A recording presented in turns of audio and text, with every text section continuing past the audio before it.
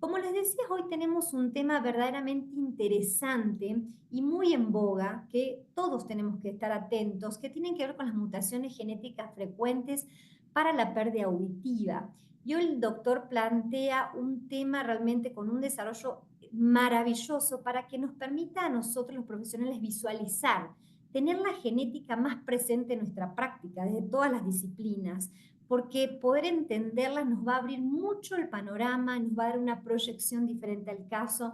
Entonces, poder adentrarnos en todos los temas que hoy nos va a traer el doctor va a ser muy importante para nuestra práctica. Asimismo, lo vamos a ir visualizando por medio de 3 casos clínicos que el doctor nos presenta el día de hoy para poder justamente llevarlo directamente a nuestra práctica.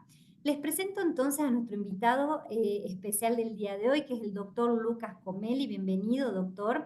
Muchas Es gracias. médico de la Facultad de Ciencias Médicas por la Universidad Nacional de Rosario, especialista en otorrinolaringología por la Universidad de Buenos Aires, Argentina. Y el doctor Comelli se encuentra trabajando tanto en el ámbito público como el privado. A nivel del ámbito privado trabaja en el Hospital Privado de Rosario, Argentina, y a nivel público es jefe del Servicio de Otorrinolaringología de la Municipalidad de Rosario, de CEMAR, el Centro de Audición de Rosario, Argentina. Doctor, bienvenido y vamos a disfrutar muchísimo de esta gran exposición. Gracias. Muchas gracias. Tengo que compartir nuevamente, ¿no es cierto, Sigrid? Sí, sí, Ahí está. porque yo ya quité la mía, ya está habilitado Perfecto. y estamos viendo perfectamente. Gracias. Ahí. Bueno, primero que nada, quería agradecer a Advanced Bionic por la invitación a formar parte de estos webinars.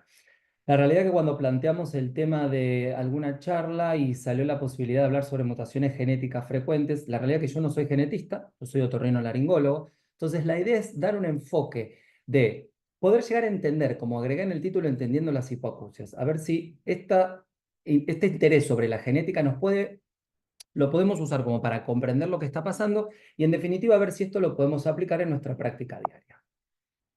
Ahí está. Bueno, como ya me ha presentado Sigrid, yo soy de la ciudad de Rosario, Argentina, trabajo tanto en el ámbito privado como público y estos son un poco mis redes de contacto. ¿Cuál va a ser el objetivo un poco de nuestra charla? Como bien decíamos, por un lado, ver si podemos entender la fisiología coclear molecular que interviene en la audición, identificar cuáles son las mutaciones más frecuentes. ¿Para qué? Para poder entender qué es lo que pasa cuando aparece la pérdida auditiva y si va a progresar o no, como para poder predecir un pronóstico. Y esto poder aplicarlo en el enfoque de tratamiento que vamos a plantear con nuestros pacientes. Como nosotros ya sabemos, la hipoacusia es el desorden neurosensorial más frecuente del mundo. Se estima que un 5% de la población actual presenta alguna alteración auditiva, de ellos 34 millones son niños. Pero el dato más importante que podemos rescatar en la OMS, que para el año 2050, 1 de cada 10 personas sufrirían una pérdida de la audición que puede ser discapacitante. La prevalencia actual en los recién nacidos se estima entre 1 de cada 1000 nacidos vivos de tener algún tipo de déficit auditivo, pero si vemos este número se aumenta a 3,5 cada 1000 en la adolescencia y principalmente por el impacto que existe entre la genética y el medio ambiente. Dentro de la etiología de las hipoacusias nosotros podemos hacer las dos grandes clasificaciones, que son las genéticas y las no genéticas. Dentro de las no genéticas, que son el 30%, tenemos aquellas infecciones que pueden aparecer antes de la concepción, las que aparecen después como las meningitis, todo lo que puede pasar durante el momento del parto, que nosotros llamamos factores de riesgo auditivos, los traumatismos, pero nosotros sabemos que también existen algunas causas no genéticas de hipoacusia, como la administración de drogas ototóxicas, los aminoglucósidos, o como el trauma acústico, que puede estar afectada por algún componente genético. ¿Por qué? Porque hay una predisposición genética frente a un estímulo ambiental que puede hacer que se desarrolle una hipoacusia. El ejemplo más típico es la mutación del gen MTR1R1, que es el que generalmente son afectaciones o mutaciones a nivel del ADN mitocondrial, que la más conocida es la A1015G, que lo que hace es una predisposición que ante la exposición de los aminoglucósidos, que es un antibiótico utilizado, podemos desarrollar algún tipo de hipoacusia. Ya entrando a las hipoacusias genéticas, que son el 70% de la totalidad de hipoacusias, las vamos a clasificar en grandes rasgos en sindrómicas y no sindrómicas. Por supuesto, sindrómicas son aquellos donde el paciente no va a presentar exclusivamente una pérdida auditiva, sino va a tener afectado algún otro sistema formando este síndrome. Los más típicos que podemos ver es el síndrome de Pendret, donde aparte de la hipoacusia vamos a tener alteraciones tiroideas, el de Usher, donde vamos a tener alteraciones principalmente en la retina, el de Arpot en el riñón, el de Wanderburg, que vamos a tener alteraciones pigmentarias, o el de Gerber-Lange, que generalmente se relaciona con un QT prolongado en electrocardiograma. Dentro de las hipoacusias no sindrómicas, que son la mayoría, el 70%, lo que nosotros vamos a dividir son en las hipoacusias recesivas, en un 75%. ¿Qué significa que son recesivas? Significa que ambas copias del gen van a estar mutados. Las hipoacusias dominantes, que son un 25%, en ese caso una sola de las copias del gen que nosotros recibimos va a estar alterado. Y en un porcentaje menor, entre el 1 al 5%, tenemos a las ligadas al cromosoma X o las alteraciones del ADN mitocondrial, como la que acabamos de ver en relación a la susceptibilidad a los aminoglucósidos. Ahora, ¿cuándo nosotros vamos a sospechar que podemos estar dentro de un paciente que puede tener una hipoacusia no sindrómica, por ejemplo, dominante? Bueno, en ese caso el paciente generalmente va a tener un antecedente en la línea vertical. O sea, es probable que haya más de un afectado en la familia y como característica clínica, las hipoacusias suelen ser poslinguales, moderadas y progresivas. Las hipoacusias recesivas, que son la mayoría, el 75%, en este caso dijimos que se necesitan que los dos genes estén mutados. Uno va a provenir del madre y la otra va a provenir del padre. Por lo tanto, lo más probable es que no haya un antecedente en la línea vertical. Es el típico caso de los padres normoyentes con un hijo que tiene algún tipo de pérdida auditiva. Al ser los dos portadores de la mutación, va a depender de qué mutación le dan a su descendencia, es la probabilidad que el hijo afectado tenga o no tenga una hipoacusia, que generalmente ronda un 25%. ¿Y cuáles van a ser las características? Generalmente las hipoacusias genéticas no sindrómicas recesivas suelen ser prelinguales de severa profunda. Son los pacientes que pueden llegar a un implante coclear. Ahora, a diferencia cuando nosotros normalmente damos una charla, que primero damos todo el marco teórico y después vamos a los casos clínicos, a mí lo que se me ocurrió es hacer al revés. Empezar por los casos clínicos y ver si a partir de eso puede ser el disparador para entender estas alteraciones genéticas y cómo lo podemos aplicar en el consultorio. Como bien decía Sigrid, vamos a presentar 3 casos clínicos. El primer caso clínico es un paciente que nació en el 2018, un embarazo gemelar de 38 semanas, una cesárea, un peso normal al nacer, una pequeña internación en neonatología de horas por un distrés respiratorio, pero la verdad, ningún antecedente de relevancia y sin antecedentes familiares. Las autoemisiones son dudosas al nacer, desestiman esas autoemisiones, no hace el seguimiento que corresponde y a mí me consulta recién con 1 año de edad por una sospecha por parte de los padres. Los padres decían que les parecía que no escuchaba y el niño presentaba cierto retraso madurativo y cierto retraso motriz. Lo notaban como torpe. Ahí nosotros solicitamos los estudios audiológicos con mi equipo de fonoaudiólogas y lo que detectamos son autoemisiones negativas, un vera sin respuesta, un estado estable sin respuestas y una resonancia normal. Diagnosticamos una hipoacusia profunda en un chico que en ese momento tenía casi 2 años, por lo tanto hicimos un implante coclear bilateral y simultáneo en el 2020.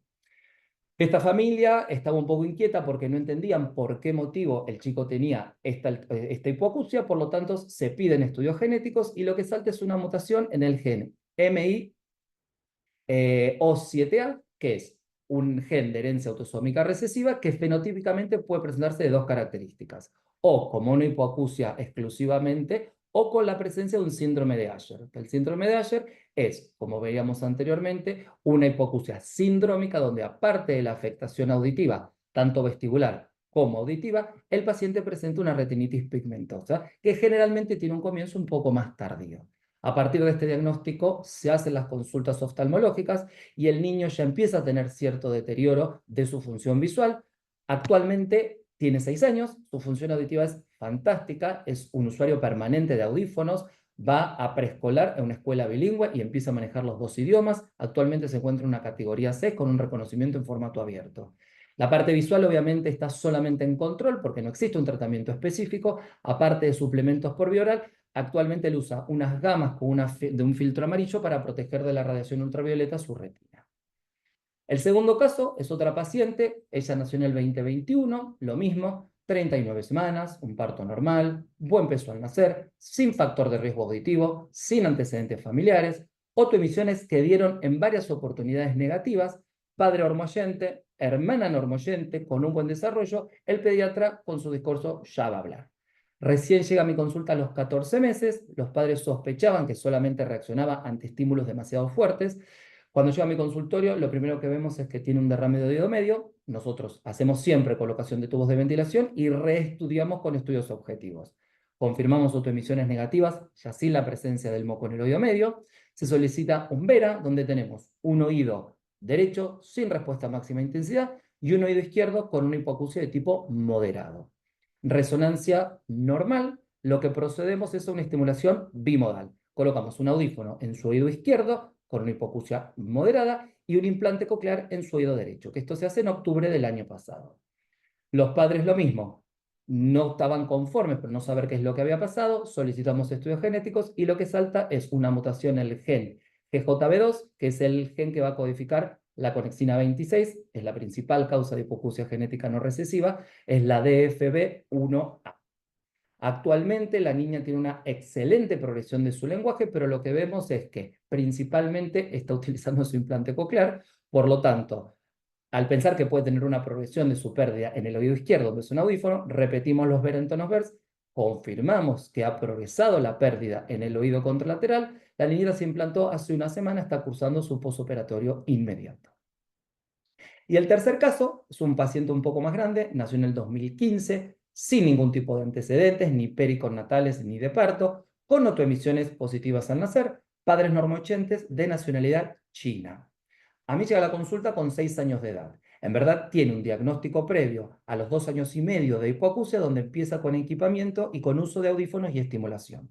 ¿Qué es lo que pasa? La rehabilitación se ve un poco interrumpida por la pandemia, después los viajes terminan viajando a China, por lo tanto, a veces evaluar el desarrollo del castellano era medio complejo para mis fonoaudiólogas.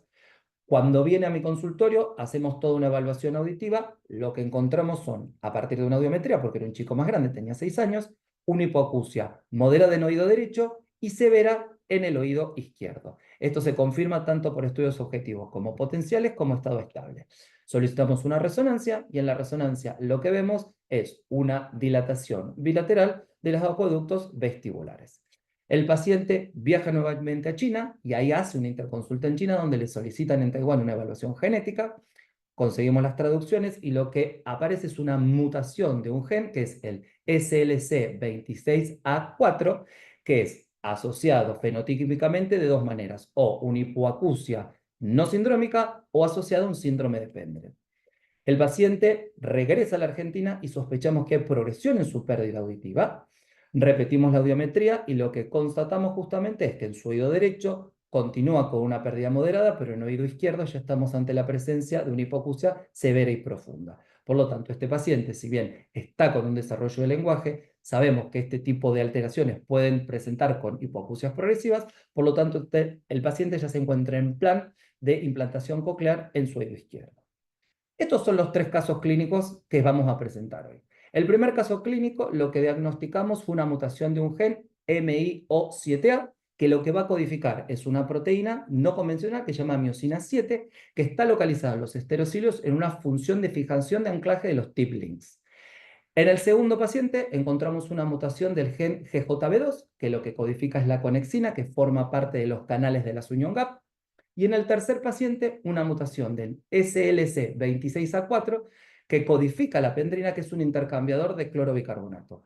Ahora, nosotros entendemos esto que estamos leyendo, sabemos realmente lo que está aconteciendo a nivel coclear, podemos predecir si lo que nosotros vamos a ofrecer en equipamiento le va a ser efectivo, no, o va a progresar o no. Justamente a partir de eso es que me planteo si realmente entendemos lo que está pasando. Por lo tanto, para poder básicamente entender esos estudios, lo que debemos comprender o debemos intentar entender es la fisiología auditiva. Nosotros ya sabemos que el sonido es una onda de presión que viaja por el aire y que impacta con la membrana timpánica, desplazando la cadena de huesecillos y transmitiendo esta energía mecánica hacia el oído interno. El oído interno está constituido por una cavidad ósea, que es el laberinto óseo, el cual se encuentra tabicado por la lámina espiral que se enrolla a partir de su modiolo, y en el interior contiene el laberinto membranoso, que es donde está el órgano de Corti. Dentro del laberinto óseo vamos a encontrar 2 rampas, la timpánica y la vestibular, que van a contener en su interior perilinfa, y dentro de la rampa media vamos a contener otro líquido importantísimo que es la endolinfa. Nosotros ya sabemos que el oído interno es este lugar donde se va a producir la transformación de un estímulo acústico, que es la energía mecánica que viaja por el aire, en un estímulo eléctrico, que es el potencial de acción. Este mecanorreceptor son las células ciliadas internas, definitivamente, y lo que nosotros vamos a necesitar para que esto suceda, para que se genere el potencial de acción y en definitiva se despolarice el nervio, una hemostasia intracoclear extremadamente delicada y conservada, principalmente de estos dos componentes, porque si algo de ello está afectado, nosotros sabemos que vamos a terminar desarrollando una hipoacusia. Por lo tanto, este es un gráfico de todas las estructuras que hay dentro del órgano de Corti y que pueden tener todos ellos distintos genes mutados que pueden conllevar a que el paciente presente una hipoacusia. De arranque, lo más importante en tener es la hemostasia iónica. Ya dijimos que hay 3 rampas, 2 que van a ser la rampa timpánica y vestibular, que contienen perilinfa, que como característica físico-química es muy parecida al líquido cefalorraquídeo, una gran concentración de sodio y baja y pobre en potasio y en calcio, mientras que la endolinfa, que está dentro de la rampa media, presenta una alta concentración en potasio y tiene un potencial positivo de más 80. Nosotros dijimos, por lo tanto, que estas células ciliadas internas, que son los verdaderos transductores de la energía mecánica en un estímulo nervioso, van a estar bañadas por composición de líquido diferente. ¿Por qué? Porque vemos que la parte superior de las células ciliadas, o sea, sus cilios, van a estar embebidos de perilinfa, mientras que el cuerpo y la parte basal de la célula van a estar embebidos en perilinfa. Nosotros sabemos que las células ciliadas, justamente se llaman ciliadas porque tienen cilios, y este cilio es un repliegue de la membrana plasmática. Las células ciliadas externas tienen forma de B corta en hileras de 3 y están ancladas sobre la membrana tectoria, por lo tanto se van a despolarizar cuando hay un movimiento o una diferencia de vibración entre la membrana basilar y la tectoria, mientras que las células ciliadas internas se forman en una sola línea y no están ancladas, sino que su movimiento va a ser a partir de la movilización de los líquidos en el espacio subtectorial. Ahora, ¿qué pasa cuando se mueven los cilios? Cuando estos cilios se mueven en dirección hacia el cilio más grande, van a generar la apertura de un canal, que es un mecano eléctrico, que va a permitir el paso del potasio, que está altamente concentrado en el espacio endolinfático, hacia el interior de la célula, lo que va a generar la despolarización de la célula con la liberación del neurotransmisor. Ahora, los estereocilios que nosotros acabamos de ver se funcionan como si fuera un penacho, o sea, son varios cilios que están unidos y fijados entre sí y que se mueven de manera conjunta. Y esas estructuras se mueven de manera conjunta gracias a conectores proteicos que hacen que se muevan al unísono. Existen múltiples conectores dentro de los estereocilios. Por ejemplo, vamos a ver los tips link, que son los de la punta. Vamos a ver los conectores, los horizontal top connector, que son los horizontales o los del cuello. Los shaft connector, que son en la parte media, o los anclos, los basales. Todos estos conectores lo que van a permitir justamente es que los cilios se muevan de manera sincrónica, permitiendo la apertura de los canales de potasio. El primer paciente vimos que había una mutación, ¿en dónde? En un gen que es el MIO7A, que lo que genera es una miosina, que dijimos que era una proteína de anclaje del tiplin, que va a permitir la apertura del canal. Acá me quiero tomar un minuto y hacer una salvedad. Todo eso que estamos viendo son distintos genes que pueden estar alterados. Voy a hacer salvedad al gen STRC, que va a codificar una proteína que es la esterosilina. Lo pongo en colación porque en los distintos estudios que se hicieron en Argentina se vio que esta mutación es relativamente frecuente, por lo tanto forma parte de nuestro panel inicial de investigación. Volviendo al caso clínico, nosotros lo que veíamos que era que estaba mutado el gen, el MIO7A, que lo que va a hacer es que esta miosina genera el anclaje del tip-link. El tip-link es esta estructura, es una estructura proteica, es una cadena de proteínas que va a ser la caderina y la procaderina, generado por estos otros dos genes, que lo que van a permitir es que cuando el estericilio se mueve, van a traccionar y van a producir la apertura del canal de sodio, de potasio. Por lo tanto, el potasio va a entrar y despolarizar la célula. Como bien dijimos, tenemos dos maneras que puede presentarse de manera fenotípica según la mutación se encuentre solamente a nivel coclear o a nivel retiniano. En el caso de nuestro paciente, que era un síndrome de Usher tipo 1, no solamente presentaba la hipoacusia congénita y la disfunción vestibular, sino también una retinitis pigmentosa de inicio prepuberal en el caso de nuestro paciente. Ahora, para poder mantener toda esta composición iónica en la rampa media, esta se va a encontrar toda completamente sellada por unas uniones celulares muy específicas que se llaman uniones estrechas. Las uniones estrechas están dadas por proteínas que se llaman claudinas.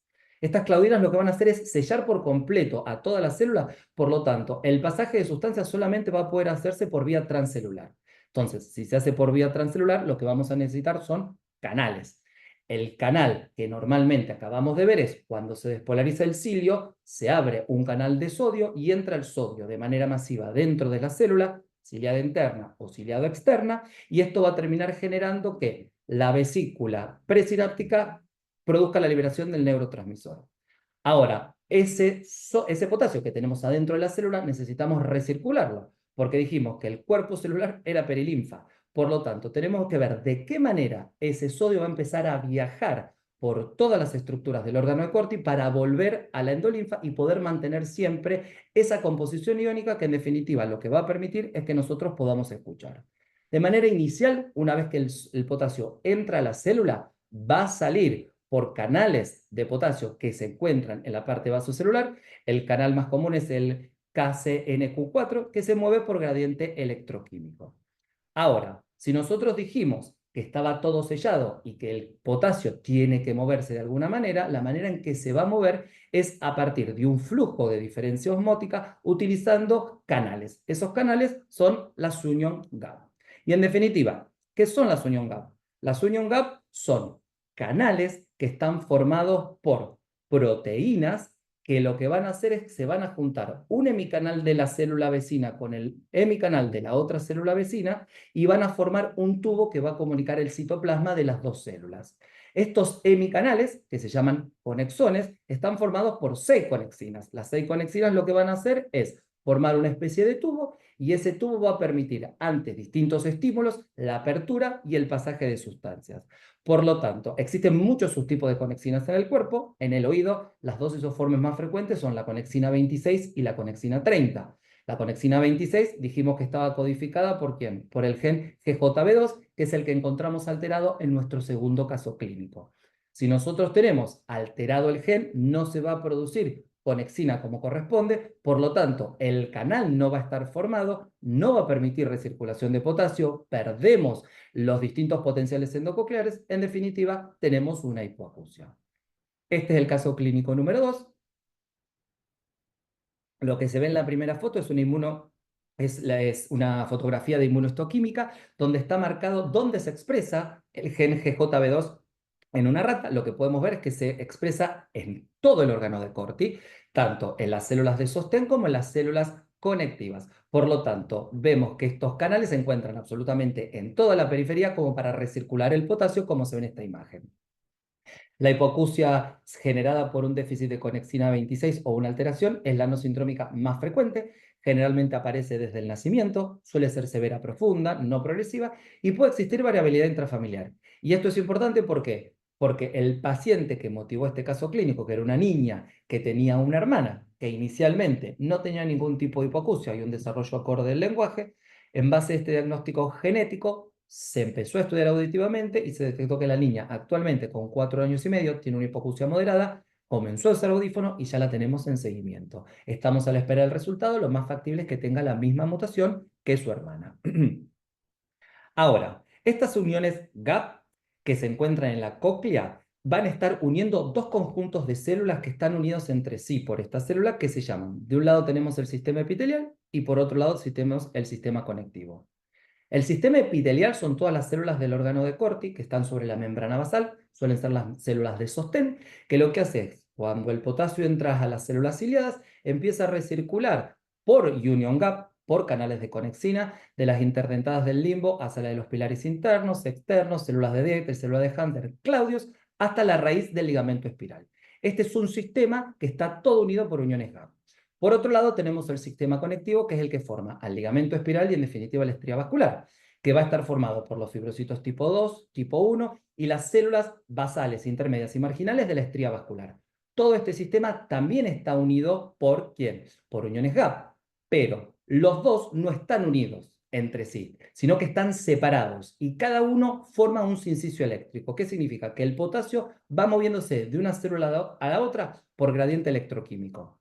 Ahora, si decimos que el sistema epitelial y conectivo no está unido por uniones gap, existe una diferencia eléctrica y de gradiente entre los dos. Por lo tanto, lo que vamos a necesitar es algún mecanismo de contracorriente para que el potasio pueda pasar del sistema epitelial al conectivo y después recircular hacia la endolinfa. De eso lo va a hacer utilizando energía. Por lo tanto, es un mecanismo de transporte activo.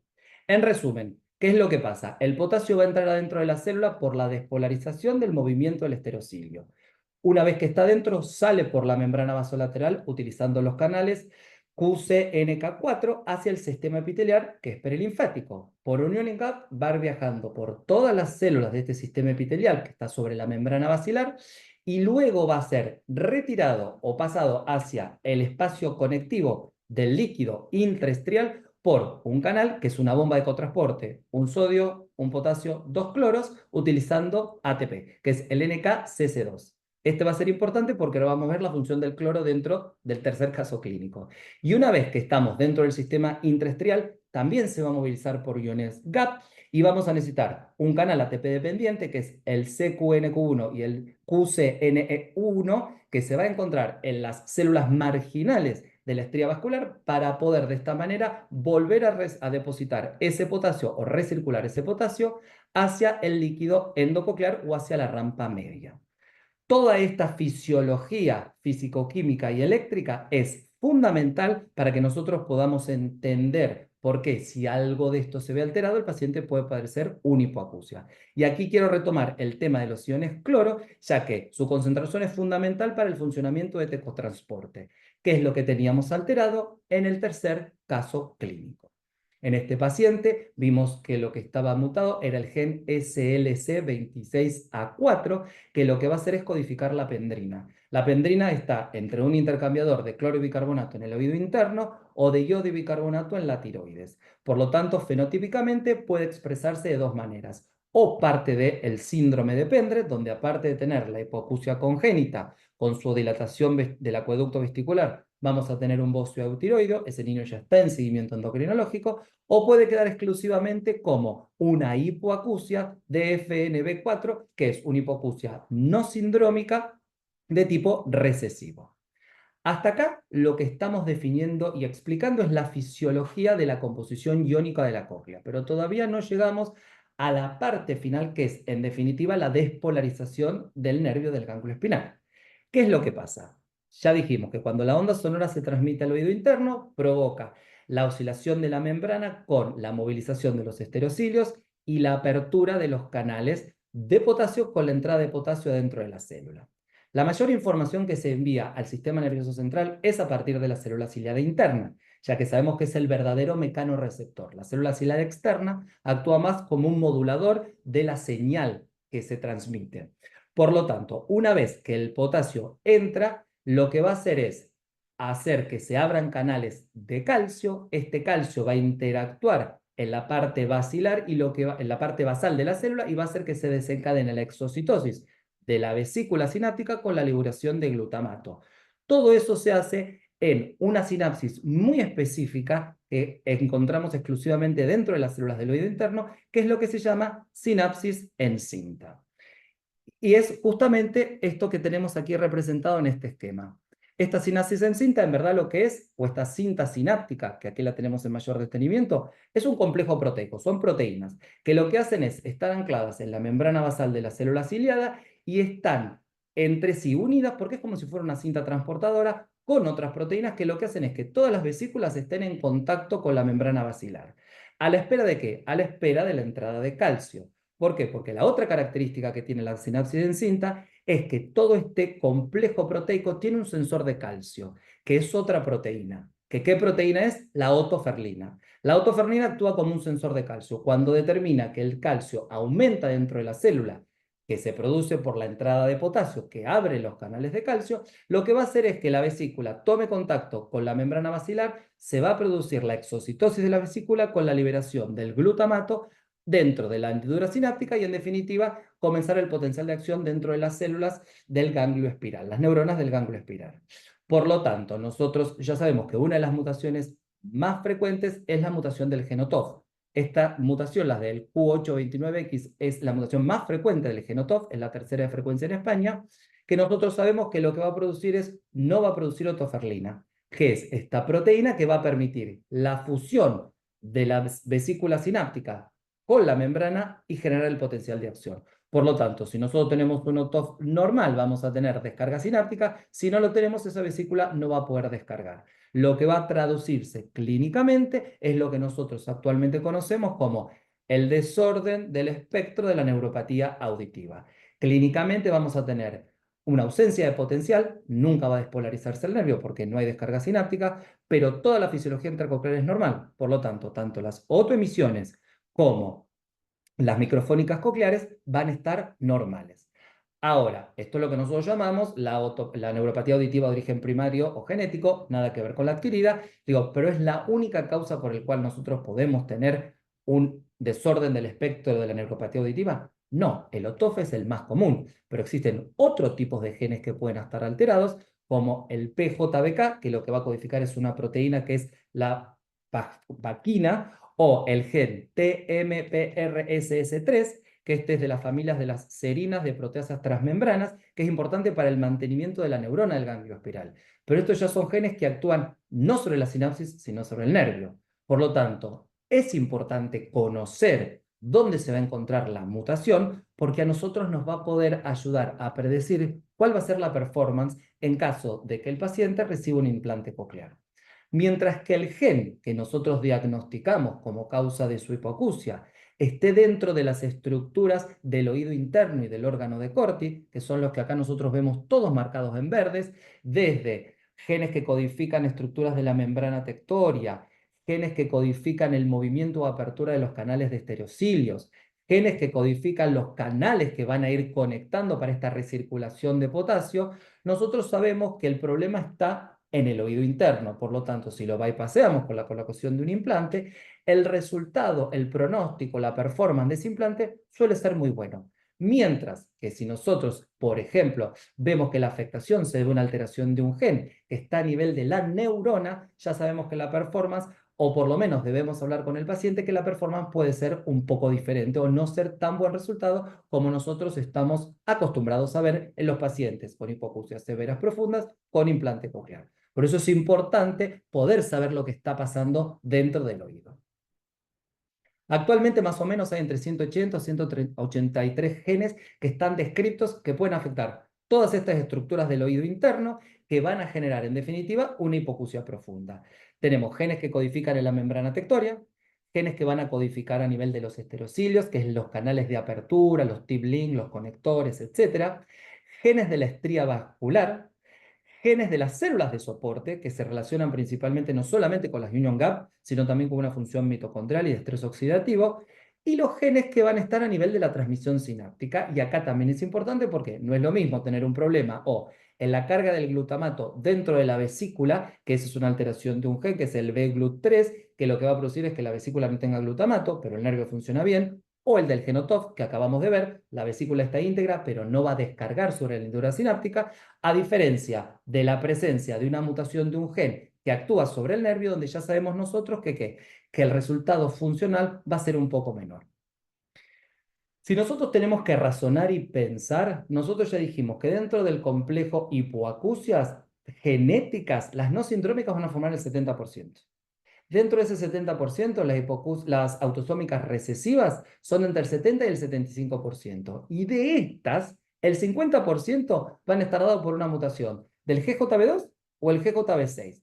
Por lo tanto, si nosotros razonamos y de inicio, por ejemplo, como un panel inicial, empezamos estudiando este tipo de gen alterado, podemos pensar que hasta un 30% podemos llegar a diagnosticar cuál es la causa de lo que está pasando en nuestro paciente. Nosotros acá en la Argentina, la verdad que las diapositivas que vienen a continuación, que es hablar un poco qué es lo que pasa en mi país, es algo que no lo manejo yo. Me puse en contacto con la doctora Dalbón, que trabaja en el Laboratorio de Fisiología y Genética de la Audición del CONICET Argentina y muy amablemente me cedió información y sus trabajos. La verdad que acá se trabaja muy bien en el Laboratorio de Fisiología y Genética de la Audición y lo que hicieron dentro de sus tantos estudios, vieron en un screening más o menos cuántos pacientes tenían mutaciones de estos genes. En un pool de pacientes, de 1.500 pacientes estudiados entre el 2003 y el 2020, un 30% de esos pacientes pudieron estudiarlos y encontraron que la mutación más frecuente era el del GJB2 y el GJB6, que en relación al GJB2, que es el que codifica la conexina 26, muchísimo más alto. Existen distintos tipos de mutaciones del gen, no viene al caso, es muy de genética, pero lo que se vio es que el porcentaje que encontramos en Argentina era muy parecido al que se encuentra a nivel mundial. Ahora, si nosotros seguimos una línea de pensamiento que dijimos que uno de los genes más frecuentes que encontramos por estadística mundial es la mutación del GJB2 y el GJB6, el tercer gen más frecuentemente encontrado en España es el OTOF, y es la mutación Q826X. Como Argentina es un país que tiene muchísima influencia porque ha tenido migraciones poblacionales de España, sería lógico pensar que el gen OTOF va a ser un gen que nosotros vamos a poner en estudio. Otro gen que para nosotros es relevante es el que hablamos al inicio de la charla, el MTRNR1, que es un gen que lo que va a alterar es la exposición, o sea, va a generar una susceptibilidad ante la exposición de los aminoglucósidos. Dijimos, cuando el medio ambiente interviene con la genética.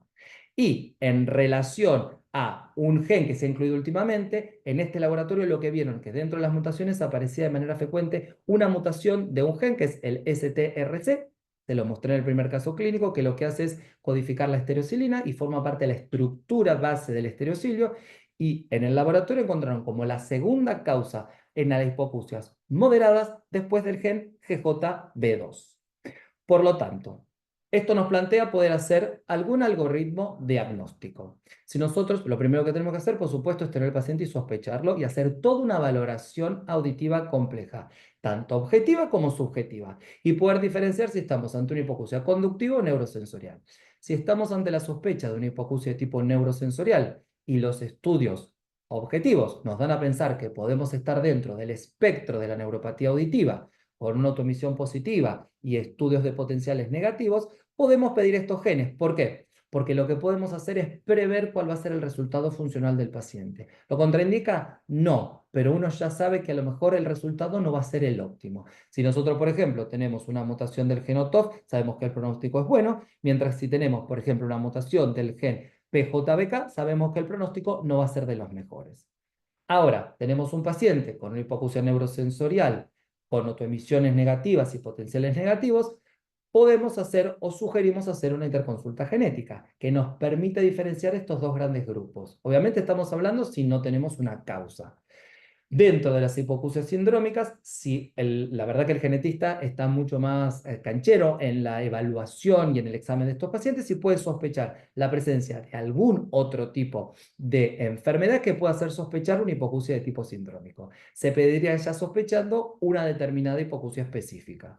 Ahora, si nosotros pensamos que el paciente tiene una hipoacusia genética no sindrómica, la idea sería arrancar por el panel inicial, donde podemos diagnosticar un 30% de los pacientes. Se incluirían a los genes GJB2 y GJB6, conexina 26 y conexina 30, y el gen que va a codificar las alteraciones mitocondriales, que son la susceptibilidad a, por ejemplo, los aminoglucósidos. Como en Argentina se vio que este gen, que es el STRC, está altamente presente dentro de la prevalencia, se puede colocar en un segundo paso. Hasta el 5% de nuestros pacientes de hipoacusia genética no sindrómica podemos diagnosticarlo. Si todo esto dio negativo, sí podemos pasar a una etapa final para hacer lo que llama una secuenciación exómica, que es estudiar todos los exomas. Los exomas son las partes de ADN que codifican alguna proteína, pero que están relacionados con la hipoacusia. Hasta un 40% de nuestros pacientes podemos diagnosticarlo. O sea que siguiendo este algoritmo podemos llegar hasta un 75% de posibilidad de diagnosticar la causa de la hipoacusia. Por lo tanto, si podemos pensar en costo-tiempo y en un criterio lógico, arrancaríamos por las mutaciones reportadas según las zonas, hacer las técnicas más estándares y si esto da negativo, que serían los paneles iniciales, ir hacia la secuenciación exómica. Por ejemplo, nosotros en nuestro laboratorio en Argentina lo que se estudia son 180 genes, tanto en hipoacusias neurosensoriales sindrómicas o no sindrómicas. En Argentina, estos son los datos que hemos accedido a partir del Laboratorio de Fisiología Genética de la Audición, donde lo que de manera más prevalente vamos a encontrar a las mutaciones del GJB2B6, de la conexina, en segundo lugar al STRC, y después tenemos a todos los otros genes, que es lo que podríamos diagnosticar pidiendo una secuenciación exómica. Siempre va a quedar un pequeño pool de pacientes que no vamos a diagnosticar, porque obviamente hay un montón de cosas que nosotros no sabemos. Por lo tanto, esto es algo que está completamente activo. ¿Y qué es lo importante? Por lo menos a mí lo que más me entusiasma de poder tener un diagnóstico genético de mis pacientes, en el día de hoy poder predecir un resultado de un implante o poder saber qué pronóstico va a tener su hipoacusia. Pero en el día de mañana ya sabemos que la puerta está abierta a las terapias genómicas, el Genotop ya sabemos que se está tratando, etcétera. Por lo tanto, ya tener un diagnóstico de qué es lo que está pasando en el oído interno nos puede ayudar a planificar el día de mañana el tratamiento de nuestros pacientes. Bueno, muchísimas gracias. Una charla un poco compleja, espero que haya quedado claro. Era un tema difícil al yo no ser genetista, pero intenté darle un abordaje lo más clínico o lo más entendible posible como para ver cómo podemos aplicar esto en nuestra clínica diaria. Doctor, muchísimas gracias. Una charla espectacular.